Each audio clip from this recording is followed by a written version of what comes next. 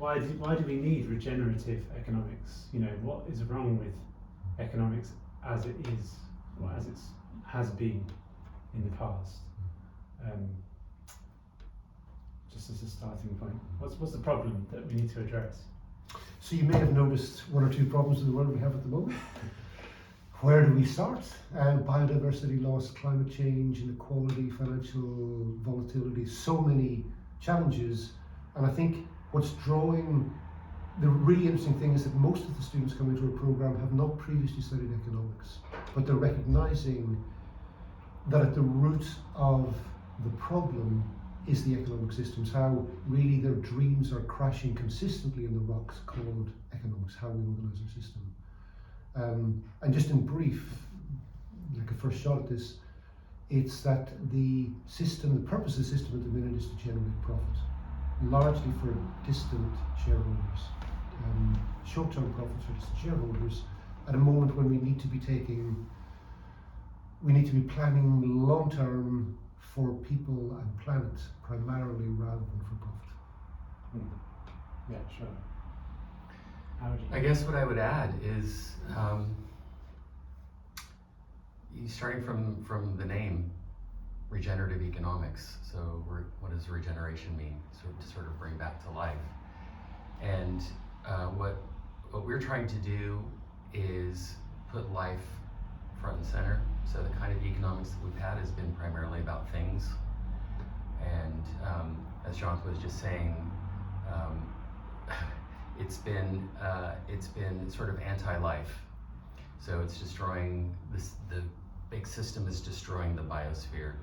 And so regenerative economics is about, well, what would it look like if we put the well-being of people and non-human beings front and center, and tried to reweave the social fabric, tried to regenerate landscapes and ecosystems, and find a different way of meeting our needs. So that's what we're trying to explore in this course. Let me just add one very specific to make it really tangible. Growing number of young people particularly, but people generally, but particularly the young, feeling the pain of the current crisis we're going through, and really wanting to be part of the solution. So one part of the solution could be getting land, planting trees. However, it's much more profitable under the current system to cut those trees down and turn them into timber.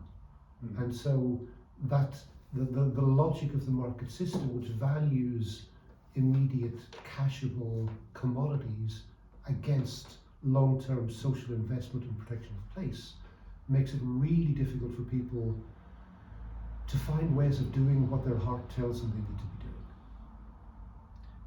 So another part of the story then is how can you begin to make that change from that kind of economic system to the kind that does value life while we're still in that dominant paradigm? It's not easy. So that's another big part of what this course explores is how can we tell different stories, propagate those stories, how can we do things differently, change the material conditions of people and ecosystems in places to create little footholds and islands of sanity, if you will, to build upon. And so we look at what people are doing out there in the world, the things that are working, and things maybe sometimes that aren't working. And the crisis that you mentioned has really brought that to the fore. It's made it so obvious, hasn't it? I think you see the stories in the news, like how the government has been giving huge contracts to people without going to tender, for example. There's so many things you could point to, but this is just the most recent egregious abuse of power. Yeah. But maybe we should talk about the crisis a bit more. Well, I think that we're seeing a lot of interest, not just in this program, but in other similar programs around the world, because we've entered a bottleneck. Like, this is a decisive moment in the history of our civilization, where the most recent IPCC report, looking at climate change, says the next 12 years are pivotal. We know reports from various bodies, including the World Wildlife Fund, on biodiversity loss, that we're at a critical moment in the unraveling of our systems. And like while like those of us, Jay and I, we are of a vintage that we have been shouting about this stuff for decades, but nonetheless there is a growing urgent recognition. I mean, it's interesting that at the moment it's kind of strangely satisfying to be working in new economics, because the flags that we've been waving for the last decade, suddenly people are going, this is serious. And it means that there is so much energy and dynamism coming from the need, the potentiality of this moment needs to be realized, and people are getting it. And they're getting it in surprising places, like within the Bank of England. Well, Bank of England, local governments. So it is, we were the ones that we were waiting for, I guess, indeed. And we were waiting for this time. It seems like we've been preparing for this moment all along. Indeed. I think, so we've been running master's programs in economics using under a different title, Economics for Transition. This is the first year we've called it Regenerative Economics. Mm-hmm. We've been running a very similar program for the last 10 years. And I would say that 10 years ago, the profile of the students coming through would have been very much younger people towards the beginning of their career, their working lives. Not so many people who were already engaged in the heart of the economy as new economy practitioners. Mm-hmm. And certainly this year particularly, I think it's a longer term trend, but this year in particular, we're seeing the profile of people who are really in powerful positions in their workplaces, who really want to take the principles here and apply it in the specific context of often their own workplaces. Yeah. Well, that's interesting, this one, that shift. And encouraging, because I think that could lead to more change. I think the cultural centre of gravity has shifted and is rapidly shifting in ways that are bringing people through the halls of the college who previously probably wouldn't have had us on their radar. Can we talk about local versus global? Something about that seems really relevant to me.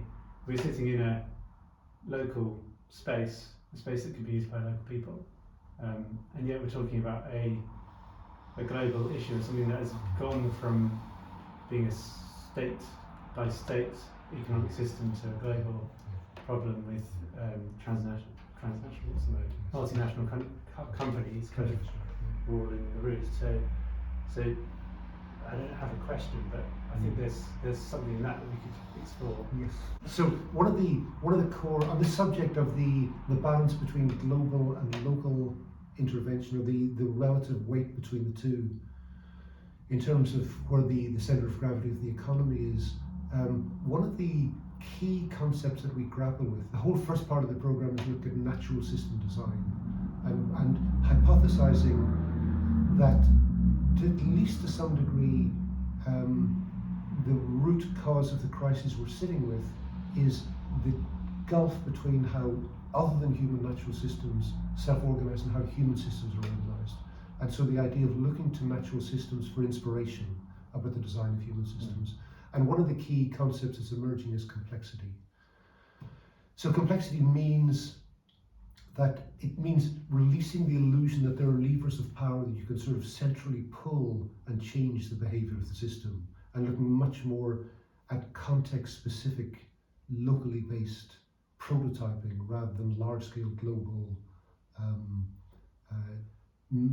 level policies. Having said that, there are issues like climate change is the most obvious one that are working on a global scale, where global institutions remain relevant. But I think a large part of the new economy that we envisage is one in which specificity of place is much more significant. And rather than having, at the minute we live in a world where I've done a lot of travelling in my time, you go into a shop in Kinshasa or Sao Paulo or wherever, and actually they're global products that bear very little relation to the place that this is a very rambling answer. I'm going to start again. No, it was interesting. Well, this topic is a big one. Yeah. Bigger than we could cover in a short little podcast. But I think in relation to the course, there are a couple things. Jonathan, you were just talking about complexity, and that within within an understanding of complex systems and complex evolving systems is the inklings of theories of change. So things that we might do to intervene in the system, maybe not being able to predict the outcomes, but certainly making shifts that create new possibilities that we might occupy and move into. And so this implies networks and working in a network kind of way. So in terms of some of the problems that we face with globalization and their impacts on local places, we see lots of negative impacts that provide some of the fuel for the right-wing populism that is, and maybe some of the left-wing populism, but people in local places feel the effects of a globalized economic system, and if they're suffering enough, they rise up in some way. And so we have seen a similar kind of phenomenon rising up all over the world, primarily from some of the same kinds of causes. Well, if we're talking about solutions, then we're talking about relocalization, bioregionalism, translocalism. So working through networks to spread the innovations that are working, or to at least create real sort of practices of solidarity across boundaries, so that we can all learn from each other. And well, this is one of the things that we'll cover in the course, of course. So in terms of the balance between local and global, certainly within the new economy movement, broadly termed in general, a consistent thread is a movement towards the local. And nobody is saying that we abandon the global. It's simply a question of finding an appropriate balance between the two. And I think if we look at the reasons why it's really important to look more to shift the balance more towards the local, one is to do with simply increasing the resilience of our systems. So we're seeing at the moment where global supply chains are threatened by COVID, and this is just one of the many possible threats that the global system will be facing in years to come. Suddenly, localities that are deeply tied into the global system with very little local production and consumption, or consumption of locally made products, can look very vulnerable. That's obviously one. I think a second is that we're very much trying to promote an economy of, at the moment we get an economy based on transaction, and we're trying to shift the balance towards an economy based on relationship. That actually there are that we're moving away from the dormitory town concept to real living, thriving communities where people are interacting. And actually, this is the one of my childhood. It's not as if this is magic. I mean, this is Ireland in the 1950s and 60s was very much based, and this is not just Ireland. This is this island as well, globally. It's a very recent phenomenon that we've moved away from a situation in which we get some measure of connection with and dependence on our neighbours to one in which they're strangers to us. So this is the root of significant mental health problems. So a lot of the thinkers that we reference in the course talk about conviviality, reciprocity, reweaving that kind of social fabric of relationships to create an economy that's more about care, and again, I think it's healthier too. Another balance here is between the degree to which we are competitive and the degree to which we're cooperative. And really, economics is the only discipline that focuses on the competitive.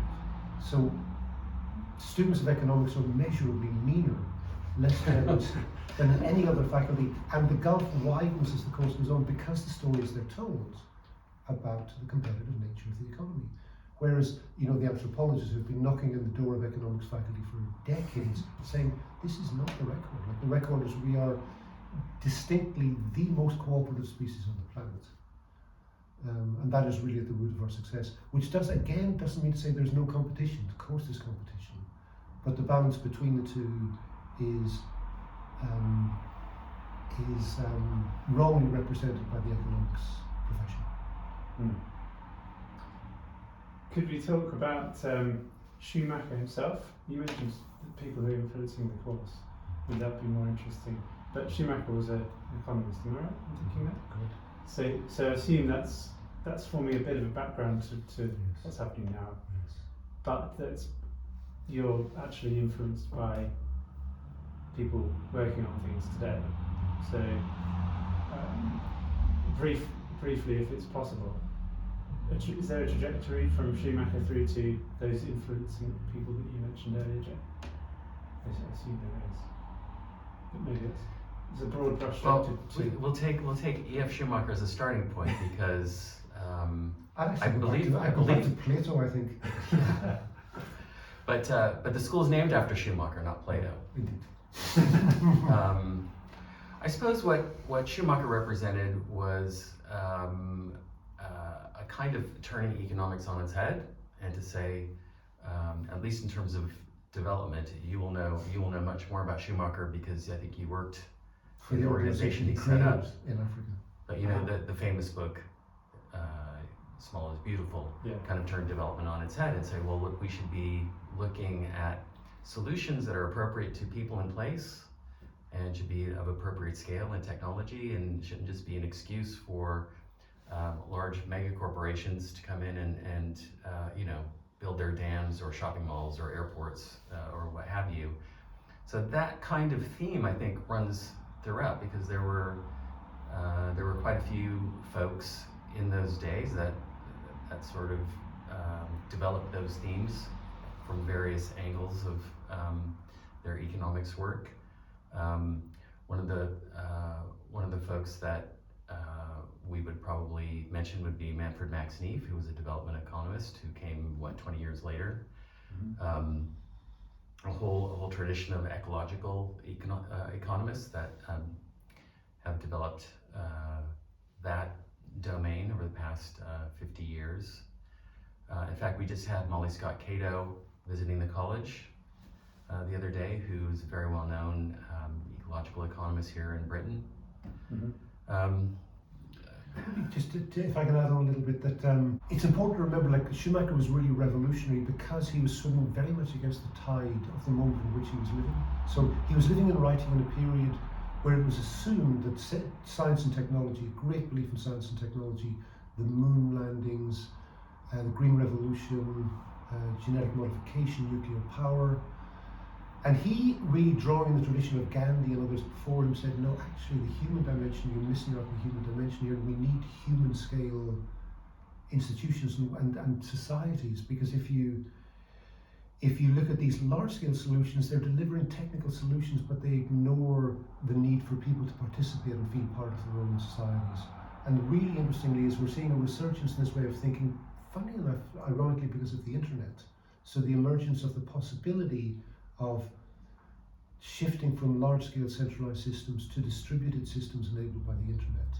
Now, this is a dream that is kind of on pause at the moment as we consider the impact of Airbnb and Amazon and Uber and the rest of it. But definitely there's the potential here for a transition to much more distributed democratic systems if we can get our act together on cleaning up the internet. Yeah, interesting. It would have been great if I brought donuts and put them on the table. Actually, Kate begins all her session by saying health alert. Don't eat them. That would be great. Why don't we talk about? Okay, so we talked about the sort of past influences on the course, but there are some people working now who are coming to the college to teach lead sessions, I assume, and chat to the students. Tell us a bit about them. I think donuts are involved. So something I really love about the college is it hasn't got stuck. So it continues to call on the elders, people like Vandana Shiva and Satish Kumar, that generation, Helen Norberg Hodge, of great thought leaders. But we're seeing a wave of new generation thought leaders, people like, Kate Raworth, Jason Hickel. These are people whose profile is rising, who are moving from the margins really to the center stage in our society.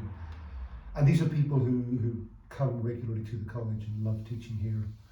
So I think I'm really loving the way that we're reinventing this course in the college more generally by bringing in new waves of continually scanning the horizon for new thought leaders who we need to be in dialogue with. Yeah, of course. And practice leaders too. Mm. So Kate Raworth is famous right now. She wrote the book, obviously, Doughnut Economics, and they started up the Doughnut Economics Action Lab to help folks implement the donut. So this is happening at municipal scales and regional scales, maybe soon to be corporate scales and national scales too. But the first kind of famous case is the case of Amsterdam, where they downscaled the donut, and we were able to invite somebody who was involved in that to come along. There's also a downscaling the donut for Devon, so right here where we live. In fact, there's lots of things happening in this local area. And so that offers an opportunity for students to get connected with people who are actually doing things on the ground, to learn from real world experience, what works, what doesn't work, how does all this stuff that we're learning apply, and to develop a network so that when they leave the school, they maybe have some opportunities.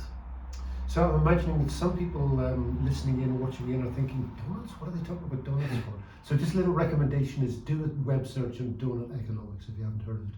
And just one further thing that's worth mentioning of donuts is that Kate Raworth, who is the cheerleader for this, the creator of this approach, employs 2 people on her team, her central team, and they're both graduates of this program.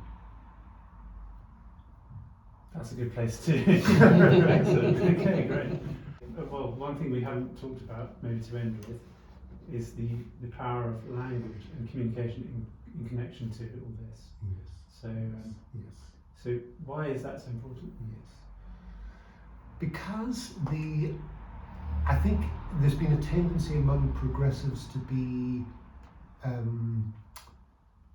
largely unconscious in how they communicate, or not sufficiently self-reflective in terms of how we communicate the new paradigm that we're trying to transition into. So it's famously difficult when you're trying to transition from one paradigm to another. We're really trying to do that at the moment. When you're using the language and the frames and the metaphors of the paradigm that you're trying to transcend, to move away from. So really a recognition that a big challenge, I think, is for a growing number of people to hear a narrative other than the free market, the association of free markets with liberty narrative that we've had, and that the state is necessarily part of the problem rather than part of the solution. That, for example, education and health are costs rather than investments. There's a whole series of pivots that we need to make in our use of language to help people get it, so that the various initiatives that all of us are working on in new economics are swimming with the tide of public opinion and understanding rather than against it. So there's one of the 4 taught modules is called Changing the Frame. So it's specifically on working in theory and in practical workshop context with devising communication strategies that are much more aligned to how the cognitive process actually works. Jay, do you have anything to add to that? Yeah, well, I mean, this is vitally important in this post-truth sort of world that we're living in now. The rise of the internet and social media means that there's an absolute flood of information and disinformation, stories of every possible kind, and some people are having trouble making sense of it. They're perhaps becoming vulnerable to various kinds of stories, various kinds of narrative vectors, if you will, out there in the mediascape.